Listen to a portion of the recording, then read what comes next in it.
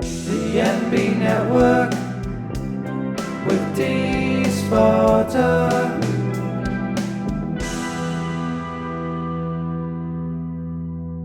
Hey, it's me, Dee. Welcome to the MB Network. How are you doing today? I hope my friends out there are doing well. I think I have resolved the sound problem finally. I'm like, oh. And yeah. So thing is I buy a really nice mic, and then my kids end up wanting to use it for their streaming, and this time I got me one that no one else is gonna touch. All right. Anyway, so I know there was some really big concerns about last time, but I got that resolved. We're not gonna. Yeah, I think it's working. Done a lot of tests with it to make sure. Okay, so today's true crime terror reading and story is The Death of a Cheerleader, Kirsten Costas. I believe there's like Lifetime movies and documentaries about her, and movies have been inspired by this whole death of a cheerleader. And Kirsten was murdered on June 23rd, 1984. We do know who the killer was. She was Bernadette Prati. They were both schoolmates, 15 years old. And here's the thing.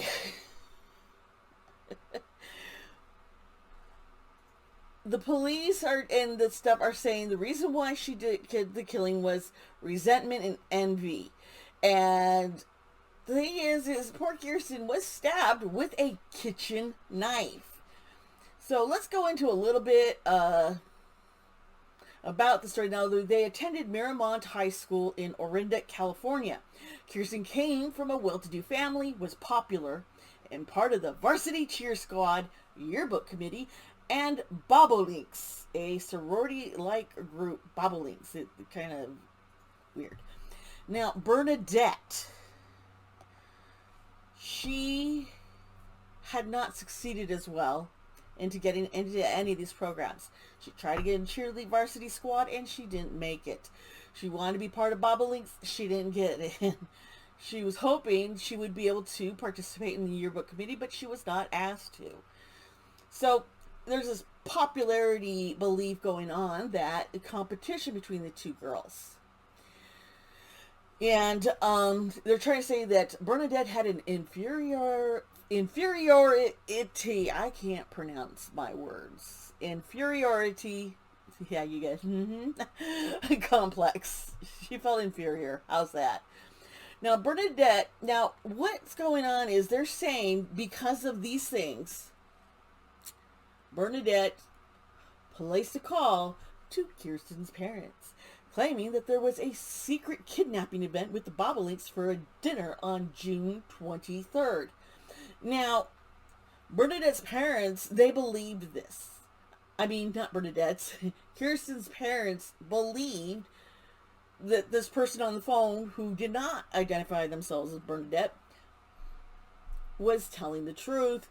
They all left and went off to a basketball game for Kirsten's brother. Now, they're gone, so Kirsten is supposed to go to this Bobolinks thing and be surprised, right?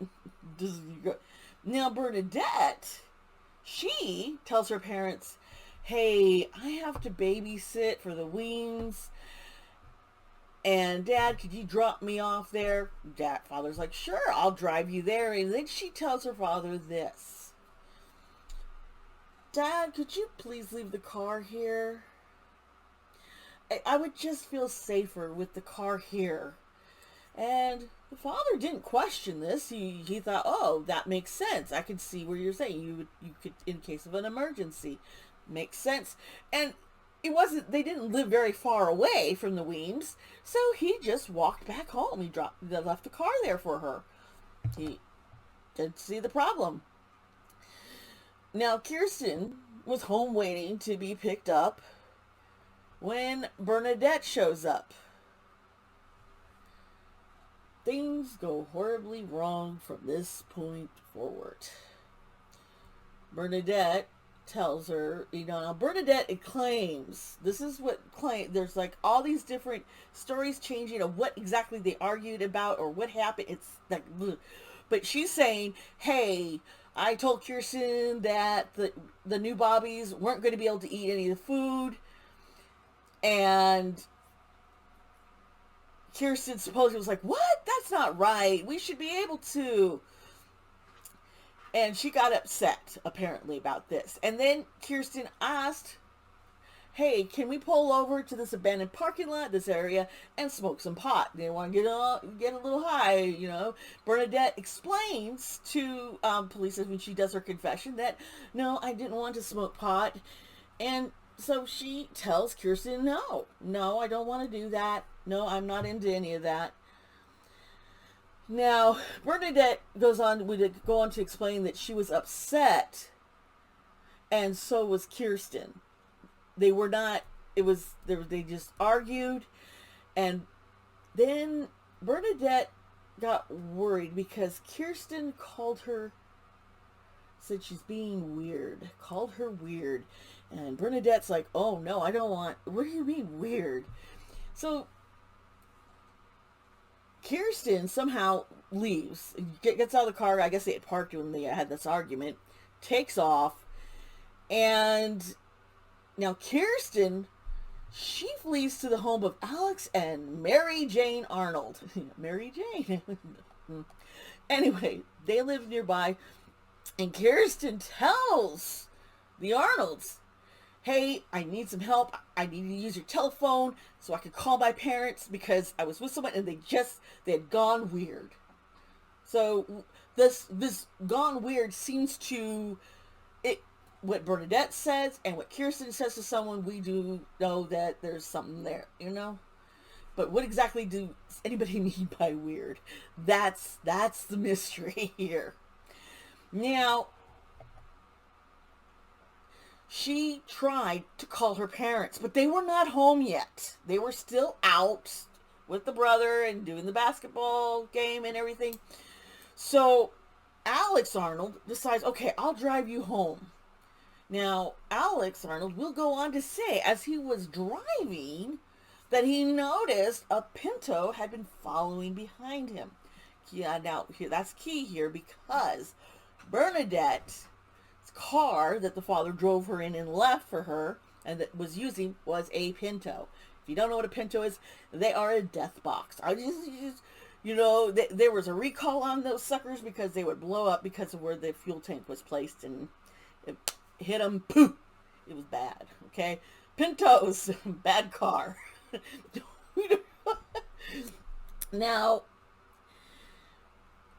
at the Acosta's home, Arnold was sitting in his car and he saw this woman jump out at the door and attack Kirsten, and he just thought they were fighting, fist fight. But that wasn't so. Oh, no. No, the woman had a knife and had stabbed Kirsten 5 times before she ran off. Neighbors were able to call for an ambulance. Now, you see, the reason why people are like, why isn't someone recording? Why didn't someone call this? The cell phones technology in 1984, many people didn't have one, and there were these giant bulky things, and it was a different time. Okay, so they had, Arnold would have, Mr. Arnold would have to go to a neighbor and be like, hey, we need an ambulance, please. Now, the ambulance takes her to the hospital, but she was mortally wounded, and she ended up passing away while in the hospital, unfortunately. And the police start investigating things, and they talk to Bernadette. Now,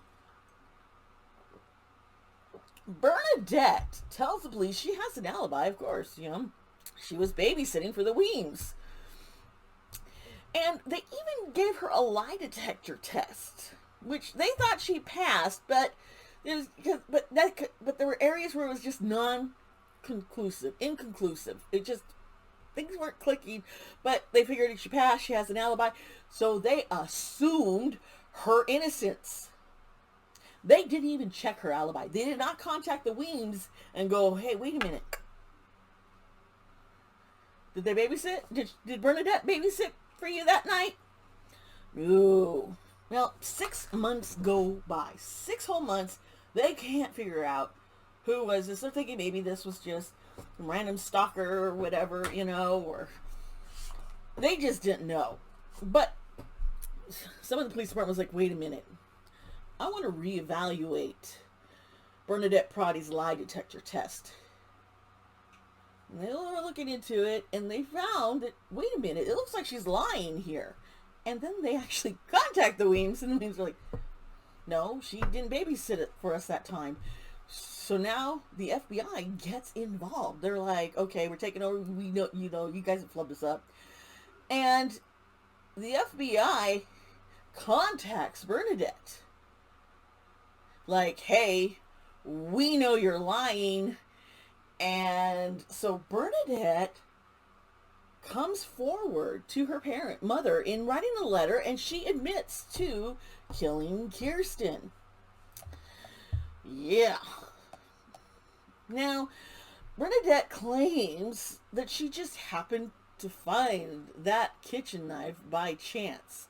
And she was scared that Kirsten was going to tell people that she got weird. Yes. So, she grabbed the kitchen knife that she found in the car and stabbed Kirsten. Now, people are like, well, what is a kitchen knife doing in the car? Well, Bernadette's older sister, Gina, actually testified in court saying, oh, I leave the knife in the car because I like to slice vegetables and tomatoes and just leave it there. And they're like, okay. Now, Kirsten's parents, the Costas, did not believe Bernadette's story. They claimed that no one would use an 18-inch long knife to slice tomatoes or vegetables, and that Bernadette had been casually dressed on that evening and never intended to take Kirsten to a party, but all along had planned that she was going to murder her. That is what they believe. Now, she did get charged. Let's see here. She was actually charged just for manslaughter. Yeah, it was just manslaughter, and I forget. Yeah. And she was sentenced to the maximum 9 years. However, she only served 7 of those 9 years. Good behavior, was put out on parole on June 10th of 1992. So, yeah. Bernadette is out there. Now, she did change her name, and, she's moved.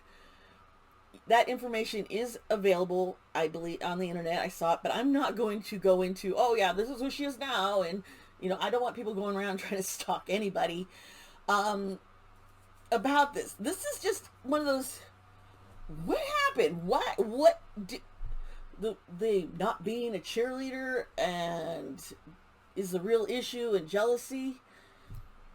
Or what did they mean by weird? Was she just being awkward? Was she being suspicious? She didn't say suspicious. She used the word weird.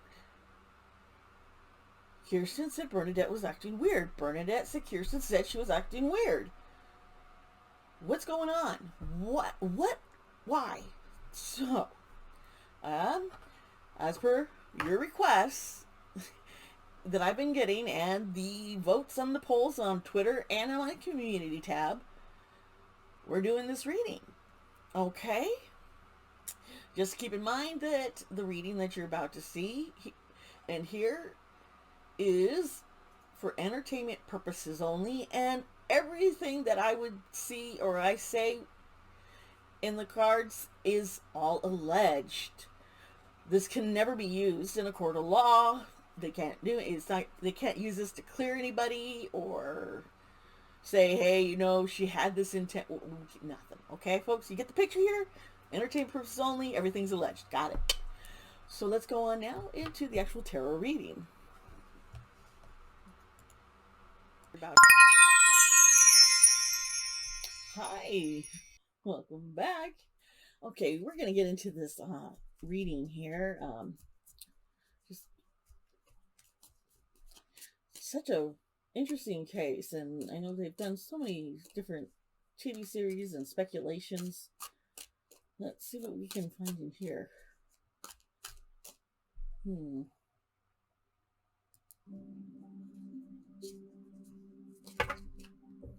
Oops, too many cards just fell out. We don't need a thick stack here, folks. Okay.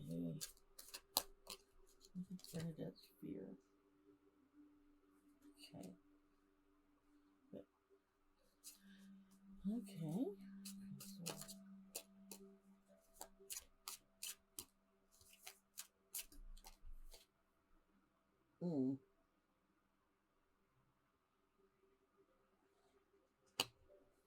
Interesting.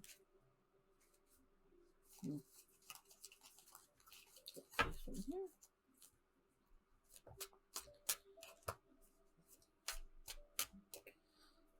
What is going on here? This is like, I'm trying to, oh wait, a card had dropped? Okay.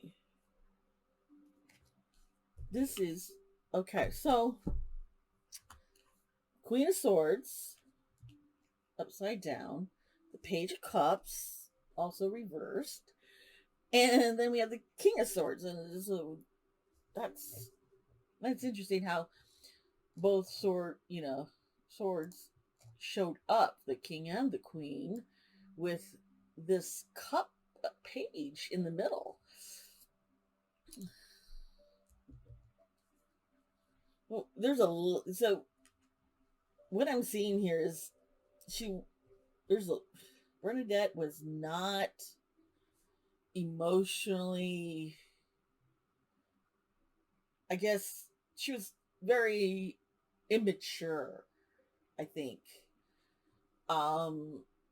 Just emotional immaturity about dealing with things.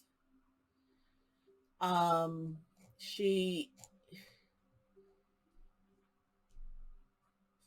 was extremely overly emotional, and it was imbalanced. And here is the misuse of power, where she obviously, there's some strong emotions that I think she must not have been treated. I think mental illness is what we're dealing with here. There is a mental illness I'm feeling, and it was being untreated, which heightened this imbalance of her emotions and not seeing clearly, and being naive and paranoid. Okay, all right. So the Two of Wands upside down, definitely conflict, miscommunication.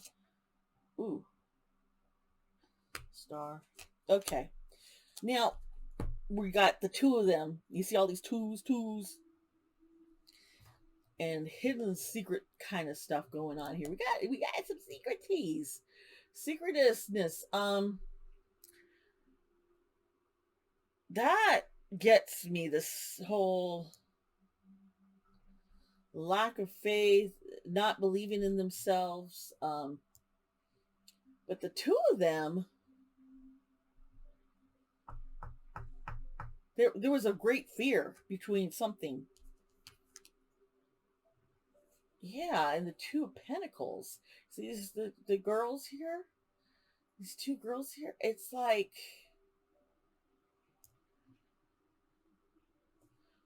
their relationship was very, very chaotic.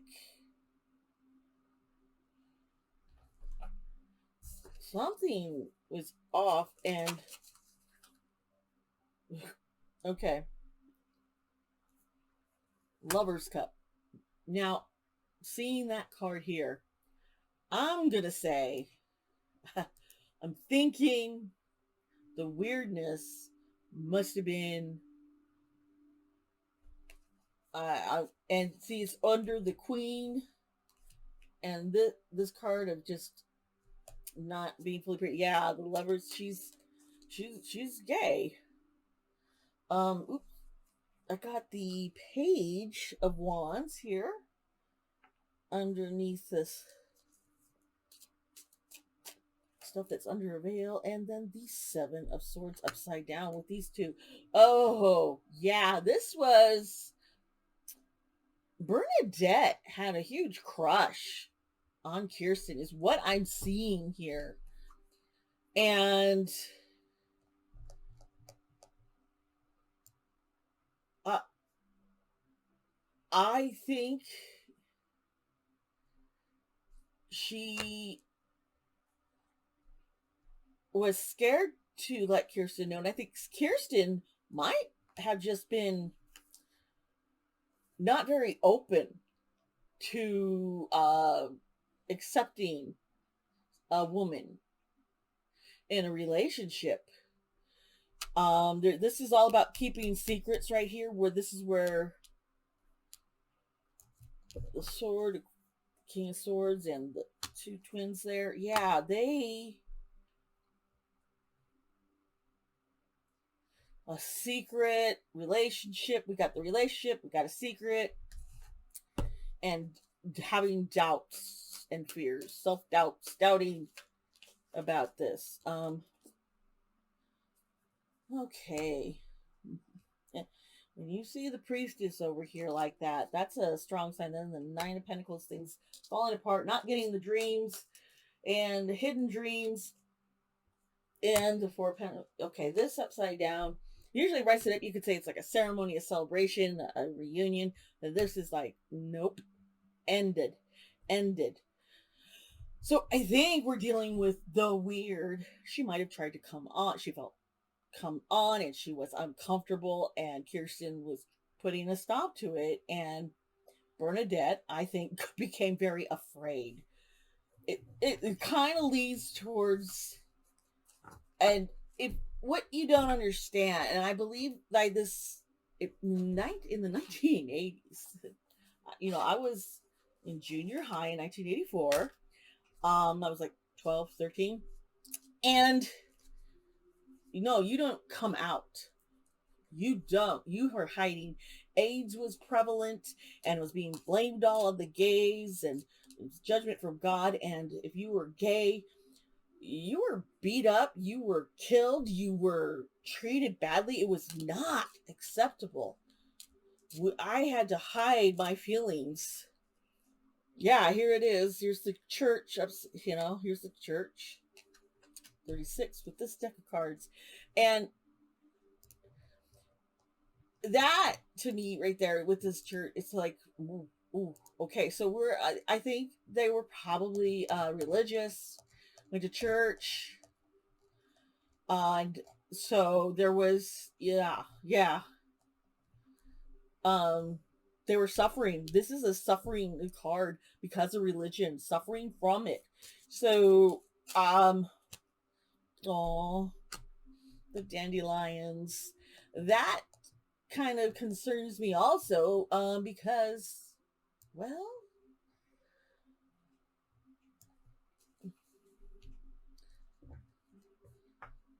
if this was next to something more positive than this card, then you would be like, good luck. But this is all very bad.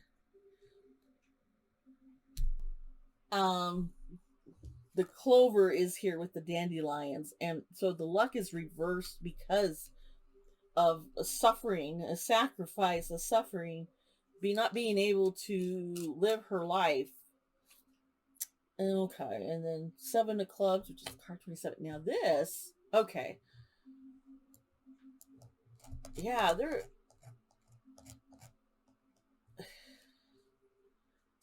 this tells me there was a letter, a correspondence. There's a now this would be social media in the future, but 1984 we didn't have social media, folks. We barely had internet. Um, And then let's see here. Okay. 5 to 7 of hearts. This, wow. Um,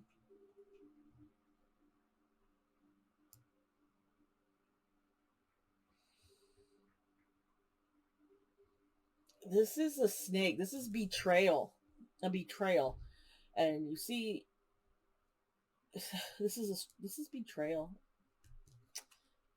Oh my god. No.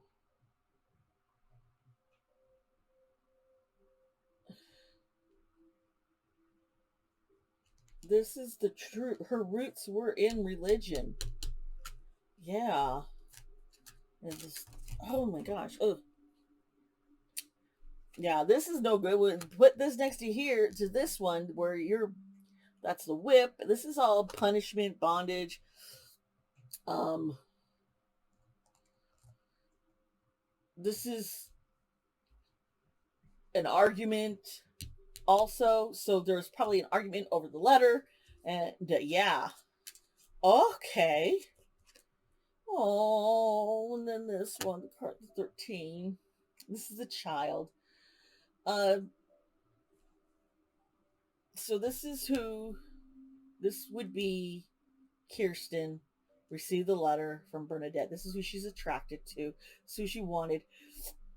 Kirsten, because of her religious also beliefs and fears, just rejected her and wanted to, and Bernadette wanted to punish her. The gateways here. Whoa. Okay, the gateways. It's like I have to make a decision, and she made the decision to come out through the letter. Oh,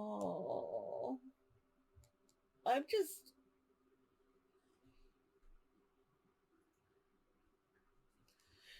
This is normally strength, but it was broken by the whip, by fierce. Oh my gosh. This was just the fear of things being revealed. Yeah, there's 40, the two faces. Um, there was living a lie, wearing a mask, projecting a falseness about themselves, and that would be their sexuality. Um, think one of them wanted to come out publicly, the other didn't. I don't want any of this. You're getting weird. This is too much. You know, we could have been friends, but I'm not comfortable with this. I'm afraid. I'm afraid. There's pleading, please don't tell anyone, and Kirsten just running off, and also concerned about being accused of being a lesbian, being gay, just said her friend was being weird. Um, this is really sad. This is like Bernadette panicked. There was so much fear and hurt, so much hurt. It was devastating. She was so scared. She didn't know what to do. She had to silence. She was afraid what Kirsten would tell others. But she didn't realize is Kirsten wasn't going to say anything. But when you have a mental illness and you get anxiety and you don't hear common sense, and that just pushed her to murder. I don't think she had a plan of murdering. Yeah, it does seem weird that there was a knife in the car, but I think it's just I used to keep a knife in my car, the kitchen knife, because if I need something at work that I wanted to cook and eat, we use the knife. So I personally I see, yeah, that's legit. But this was like, back in the 80s and 90s. You don't, nowadays you weapons and everyone has to be careful what they're carrying around and the fears. So yeah, you don't normally walk around with a kitchen knife. But yeah, I had silverware and everything. Plus, I had a whole pack in my car set up in case there was an earthquake and I was stranded. So I had blankets and tennis shoes and a change of clothes and rations and food and water. Yeah, it drove around like that all the time. So yeah, you never know. The kitchen knife makes sense. I think this is just really a sad, sad tale of what the pressure that the rejection and fear of coming out gay.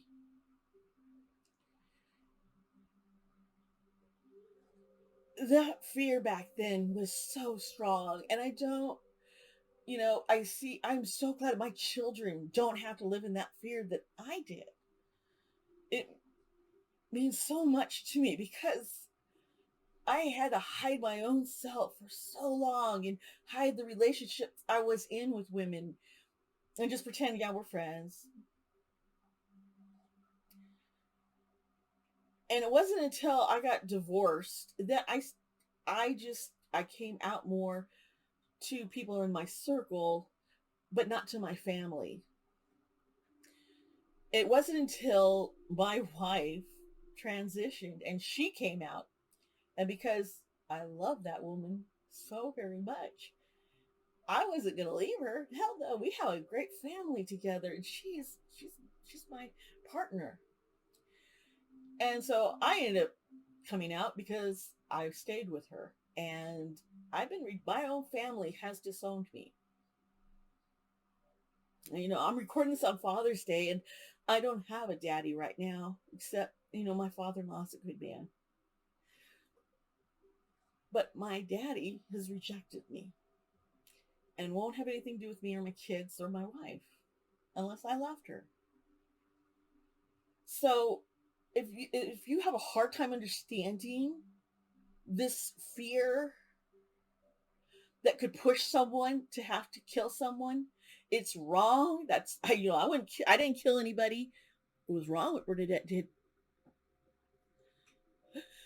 But there needs to be an acceptance more. And this is Pride Month, and we're coming up to the Stonewall riots where they took a stand against the police who were enforcing laws that didn't allow people to be gay or to dress in clothes that did not represent their gender or what they were born as.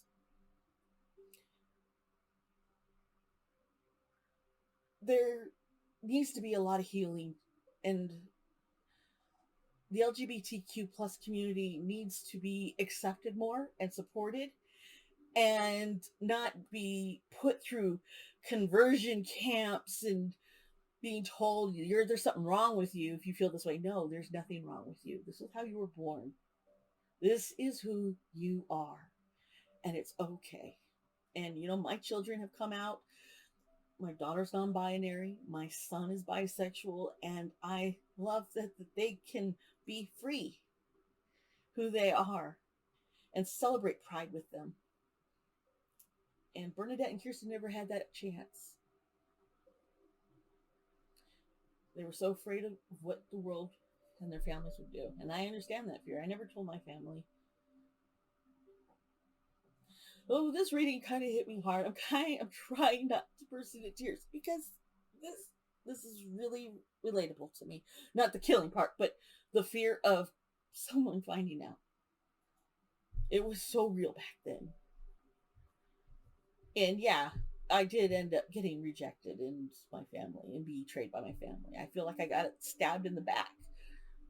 I went from, you're our daughter, we love you so much, and you do such great things, and you're here for the family, we appreciate you, to nothing. So be careful with what you say to others. Maybe someone can't come out, and I understand. I do.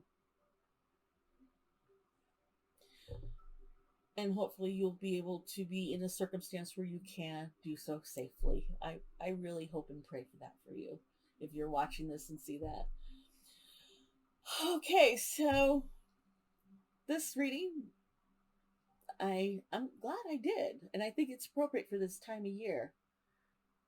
So I wanted to remind everyone, as I always say, please be kind to yourself.